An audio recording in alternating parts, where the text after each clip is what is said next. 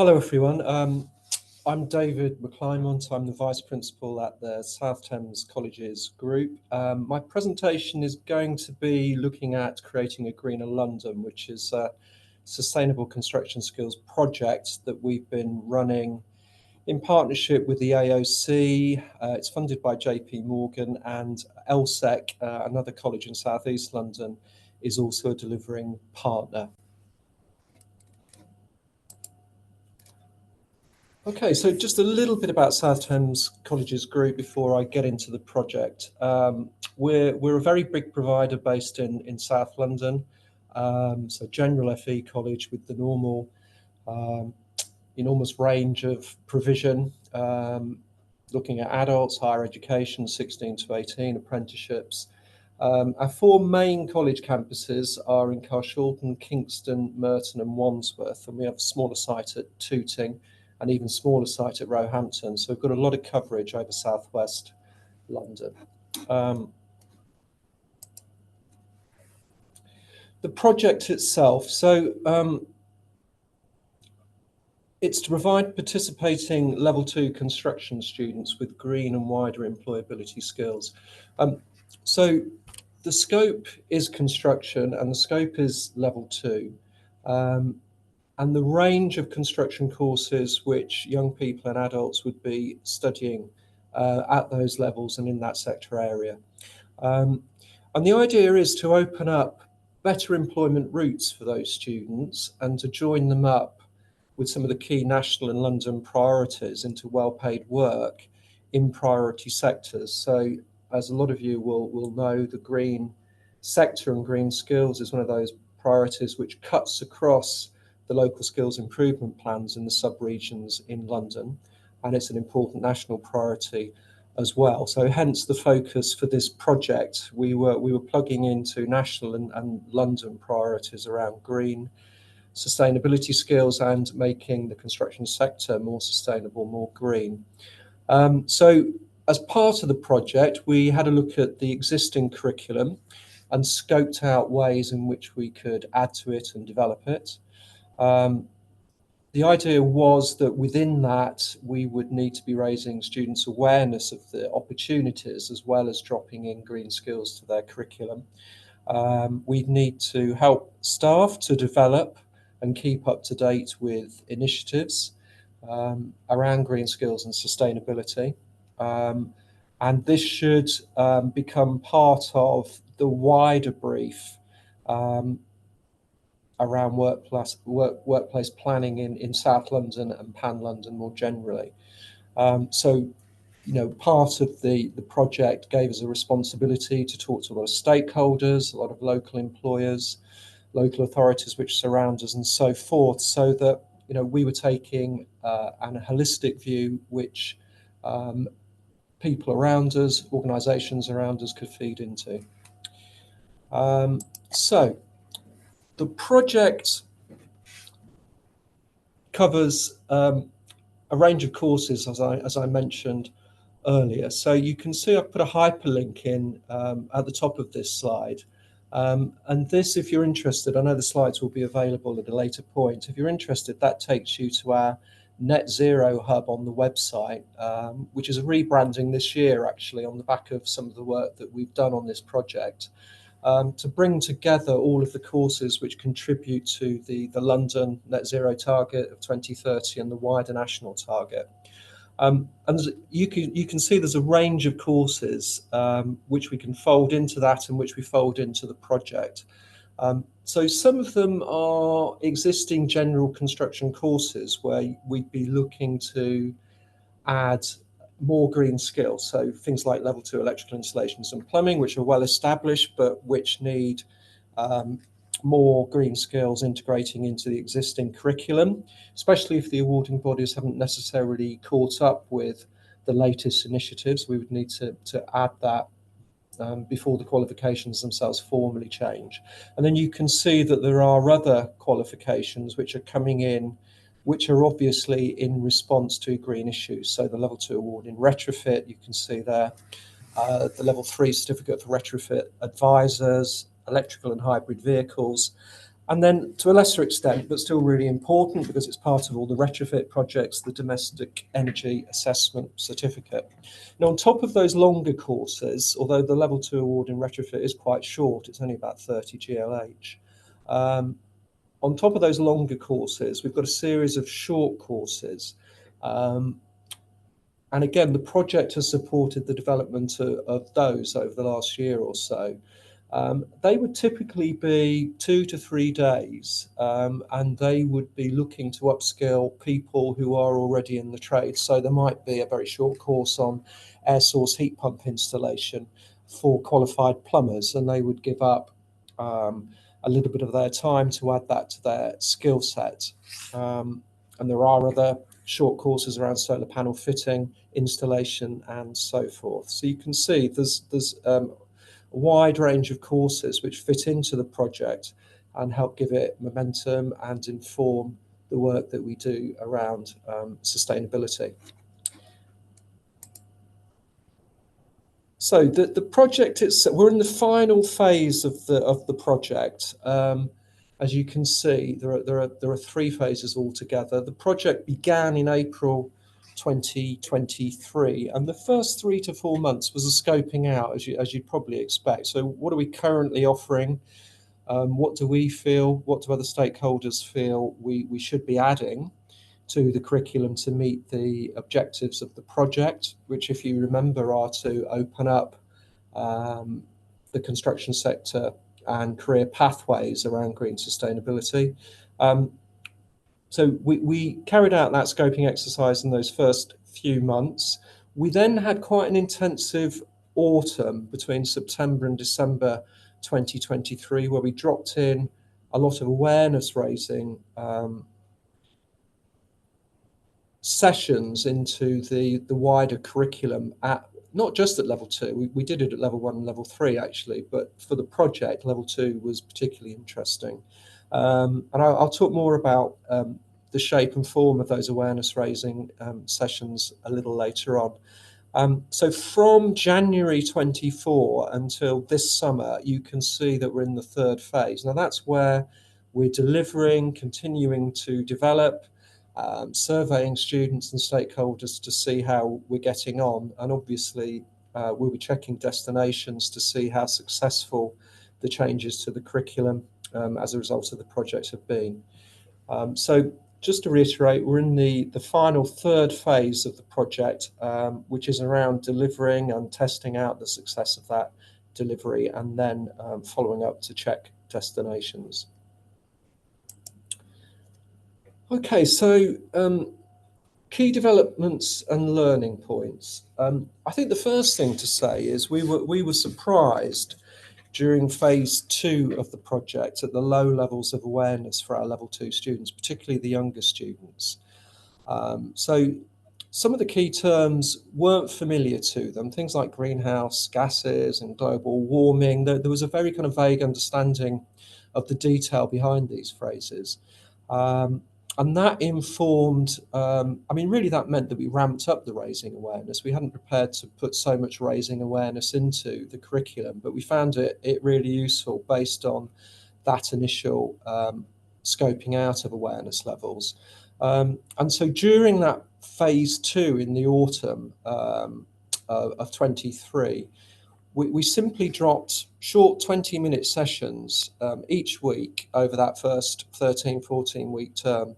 Awareness raising slots where we would look at a key concept like global warming. We'd give a little bit of content.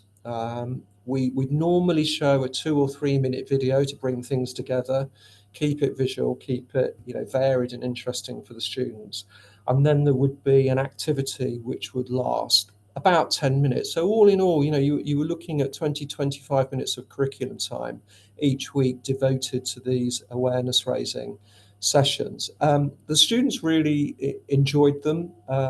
It worked really well. The surveys that we ran as part of the project afterwards showed good development in awareness from the starting points. And we continued that in the autumn of this academic year. And actually, even though the project is coming to an end this summer, it's something which is embedded now and which we'll keep developing and keep putting in to these students' experiences each autumn and each term one, since we found it so useful and so beneficial for the students. We've added other developments. What we also realised is that we needed to get pathways in and pathways out much more consolidated and much more regular. So again, as part of the project, we've made a point of inviting stakeholders in, inviting representatives from the various parts of the construction sector. So I've given you UK Power as an example there, who came in to talk about their apprenticeship routes and brought a couple of apprentices with them so that they could share their kind of grassroots experience of what it was like to be an apprentice for that big firm. We've taken students out to as many events as we can get them to. So Future Build, of course, has just finished this month, and so we flooded Future Build with lots of construction cohorts. More formally, we've started to change the curriculum, and we've done it informally and formally, but I've given you an example there of a formal change, which was an adding of the Level 2 Retrofit Award to the multi-skills curriculum at Level 2. And we used it as a kind of carrot, really. So if students were performing well in multi-skills, if their attendance was where we wanted it to be, we added the Level 2 Retrofit Award to their experience. So that was funded by the project. The multi-skills team delivered it for us. They had to obviously go into staff development initiatives to make sure that they had the skill set to deliver. So as part of that formal delivery, there was formal CPD, which ticks another important box of the project. And we're really looking to develop retrofit now, because what we realise is that we've got enormous interest in the multi-skills provision. And it comes to an end at Level 2, and they're often a little unsure with regards to their destination, and a lot of them are becoming really interested in retrofit. And so we're thinking at the moment of building a programme of study Level 3 destination arm for them, which will probably anchor around Level 3 retrofit advisors, the qualification linked to upskilling advisors and getting them ready for retrofit projects. And we'll build domestic energy assessment certificates into that and other sustainable green qualifications, so that basically you get a Level 3 green multi-skills offer, which is really getting them specifically ready for retrofit employment. So we're working on that now, and we are thinking that may go live in September. The turnaround is really short, so that might be too ambitious, but we could see it was an enormous gap for our Level 2 multi-skills with regards to their progression and the interest that we were generating in green skill pathways for them. Other things here that we found really interesting is the investment in training bays. So there's been, through the local skills improvement fund, there's been money available to invest in in construction. We chose to invest in green training bays. They're usually 3 sets of 3, where you have live systems, fault finding systems, and teaching systems. And they cover air source heat pumps, solar panel installation, electrical storage generally. Now, we have short courses attached to those where we would advertise, as I mentioned earlier, short courses to upskill plumbers, for example. You can see there that 5% of plumbers at the moment are trained to install heat pumps, and yet we're told that there's going to be hundreds of thousands of heat pumps required over the next 4 to 5 years. So in theory, we should be getting floods of inquiries from plumbers wanting to upskill on those 2-day courses. Of course, it's not been quite as simple as that. So what looks really strong, really interesting in theory, I think is going to take longer in practice to get the footfall that we want. But we're pushing at those short upskilling courses using the training bays. At the moment, where they're really working well is giving students on our electrical courses, our plumbing courses, our multi-skills courses, our wider construction courses more generally. It's giving them hands-on practice with up-to-date kit in those 3 different areas. So the plumbers will go in and play around with the heat pump installation training bays who are on the full-time plumbing courses if they're 16 to 18 or if they're adults. So the investment is really paying off with regards to enriching our full-time curriculum in construction. I think there's still a way to go with plugging into people who are already in the trade looking to upskill. That needs development and more thought, and I think more conversations with employers. Okay, more key developments and learning points. I mean, you can imagine the project has been really, well, it's just created a lot of thinking, a lot of opportunities to network, and brought up a lot of learning points. And as you can see already, kind of informs some really important curriculum developments. So it's supported key partnerships. So we, at the end of the last academic year in the summer, we spent a couple of months working with the University of Roehampton. If you don't know London that well, University of Roehampton is very close to 2 or 3 of our sites. So they're a key partner for us, and obviously we're a key pipeline for the University of Roehampton, and we feed students to the university. Roehampton's just opened an enormous sustainable engineering centre. And so they were very interested, as were we, in how we could feed our engineering level 3 students in, our civil engineering HND students into upskilling on their degree courses and so forth.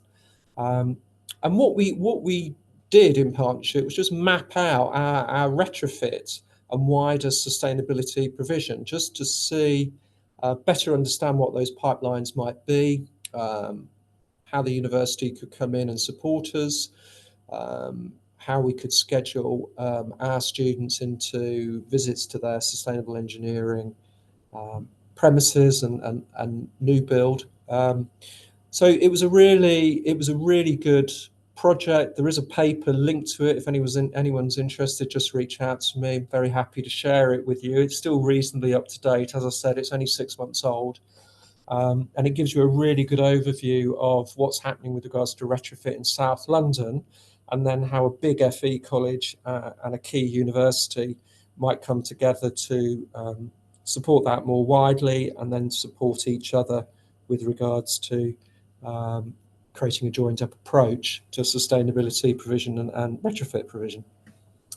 We've run a lot of employer panels as part of the project. I've committed and colleagues have committed to provide updates at key conferences like this one. We've run 2 solar careers fairs in each of the last 2 years. The most recent one finished a couple of weeks ago. And basically that is working with the Solar Task Force Group and then Solar Energy UK. Solar Energy UK is the trade association. It's helped us bring a lot of solar employers, a lot of solar school partnership associations together. We invited students from across South West London, including our School Links partners, to come and talk to those employers and better understand what the opportunities might be within the solar industry, not just solar installation, but our creative art and design students could see all the different brands which the employers brought with them, and so it kind of just opened up the understanding of the career opportunities more widely in these green sector areas. And as you know, the current Energy Secretary has pledged to triple the amount of solar power by 2030. So again, we would be expecting enormously strong demand for solar panel installation and for our short solar courses more generally. But we're not actually at the moment. We're still working out how to key into that demand, and I suppose give some practical follow-up to the rhetoric. I think we all can see the data and the dramatic increase in green energy installation, which is forecast over the next decade or so. We're just, I think, in that period where it isn't quite converting into enrolments in the way that we would want. So I think we're doing what you would expect. We keep having conversations, we keep talking to employers to see, and other bodies like the AOC, to see what we can do to start converting these targets into enrolments and upskilling practically through enrolments and in recruitment. So that's fed on into my middle bullet point there. It's getting supply and demand right, isn't it? I think we're still working on that, as you'd expect. There's a lot to take into account. But that's a key learning point, that the enormous challenge that comes in getting the supply and the demand right with regards to these pathways. So, we're thinking perhaps we need more insulation installation courses, perhaps we need more mechanical ventilation courses. I mean, the Grosvenor report, which again is relatively recent, which looked at decarbonising heritage buildings. One of the key gaps it saw was in the ability to develop mechanical ventilation in heritage buildings. So, I mean, that's something that we're thinking about, and in an attempt to respond to address that identified gap in that particular report. I mean, perhaps we need to tie the qualifications much more tightly to key regulations around retrofit, for example, and those PAS regulations there, as you probably know, are linked to differently funded retrofit projects and regulations therein. So what will we need to do? We'll keep charting destinations. We'll keep the surveys going to kind of improve our understanding of how successful the project has been, and what students are particularly interested in. We need to keep staff upskilling. So that's taken on a number of different features over the last 2 to 3 years. So, for example, the project helped fund short training courses in the summer at the end of the last academic year, where staff and students went through air source heat pump installation courses and solar panel installation courses and updated with regards to their electrical qualifications. We'll do the same this year, and I imagine another 30 will go through. I've already mentioned the 16 to 18 offer for the level 3 retrofit.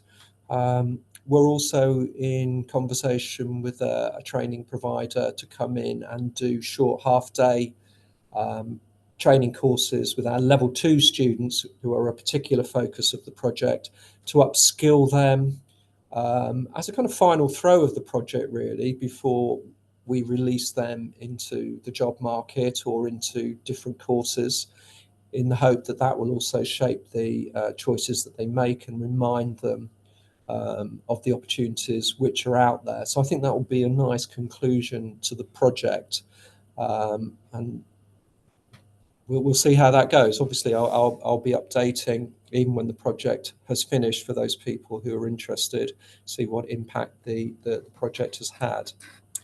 And that is my input.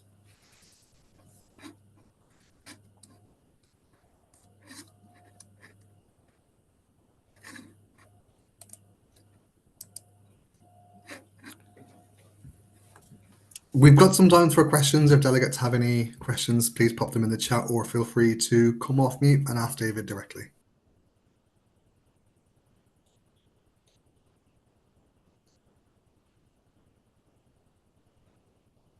I can jump in here if that's all right and ask a question, David. Thanks for the presentation. That was really informative and really helpful. A question would be potentially, what would one piece of advice, if you could give anything to people starting out their, green skills journey, trying to embed that? If you had a top tip,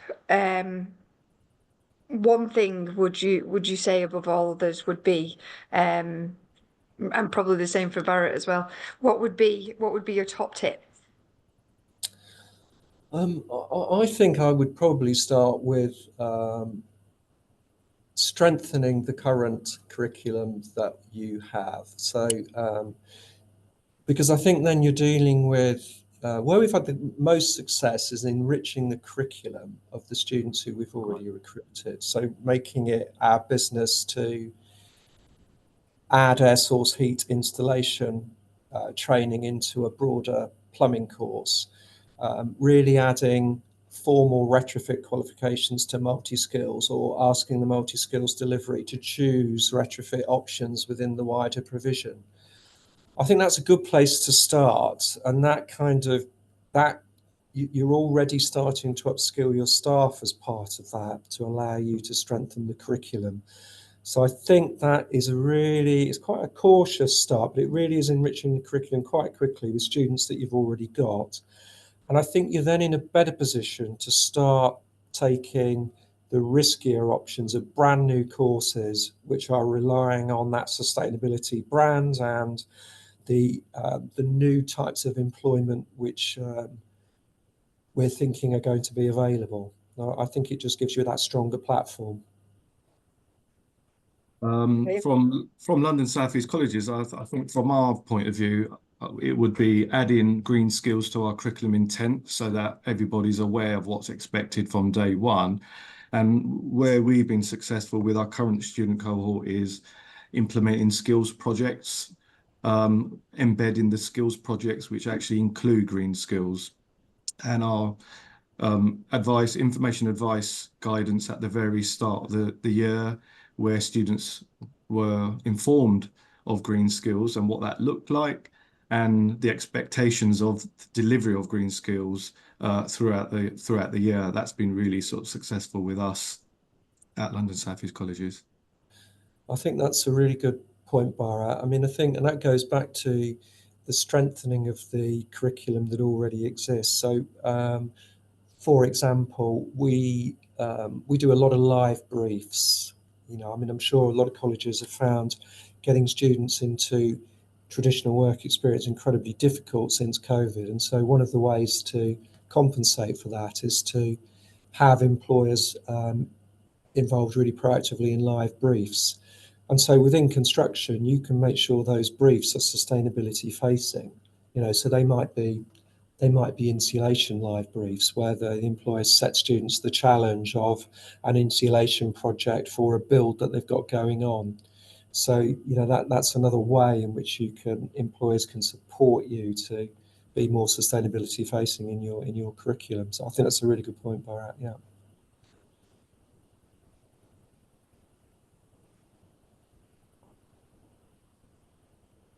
Any further questions from anyone? If not, I can jump in and ask another. Obviously covered everything really well. Yeah, exceptionally. So you both touched on the CIAG activity that you've Barrett just touched on that. So Barrett, could I sort of pose a question to you on what do you think was the most effective practice in terms of the CIAG activity that you did? Was there anything that particularly worked well, or that you think helped sort of outline that transition from the start for the students? Yeah, I think the involvement of external guest speakers from the very start was not what our students were expecting. So day one, when they had the induction, they all thought that they were receiving induction about the expectations of the college, which they actually did.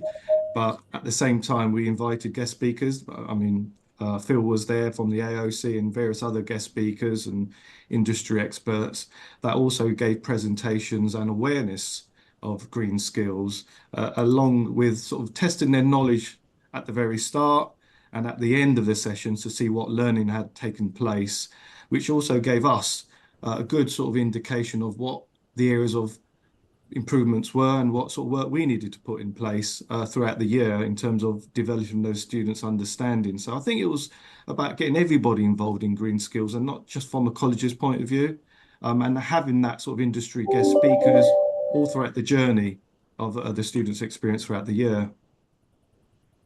Thanks, Barrett. And David, have you got anything to add to that? No, I mean, I think, you know, if you can get a whole college approach, you need a whole sub-region approach as well. I mean, we talked a lot with our local authorities. I mean, we cover 3 local authorities, and they're really important because they can give you really good access to new build projects, for example. You know, so Wandsworth happens to be the local authority which is across the road from the site where I'm based. And they've already committed to a certain level of air source heat pump installation, and so, you know, our students can go to the new build,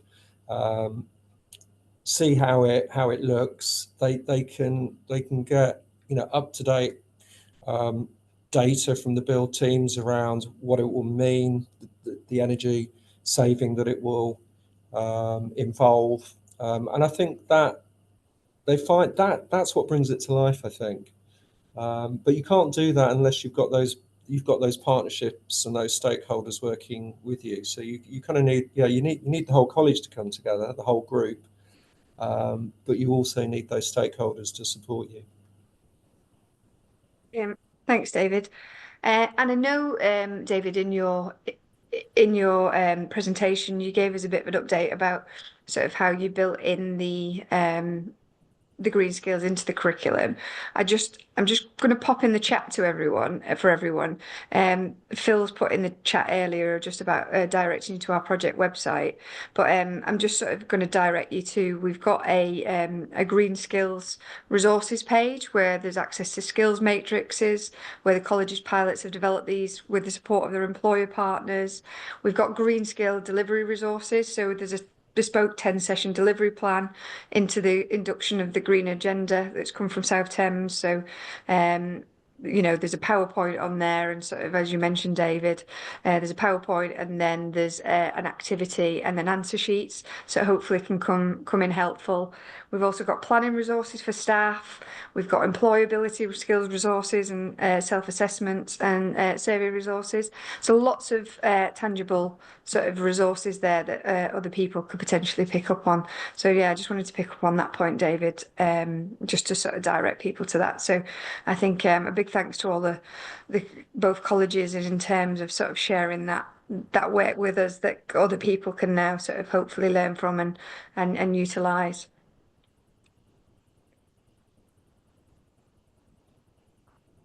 Yep, no further questions from me unless there is from anybody else. I think that's it. Thank you, David. Thank you, team at South Thames. Brilliant. Thank you so much for all you've done and all your support. Really excellent work. Thank you. Thanks, Ian.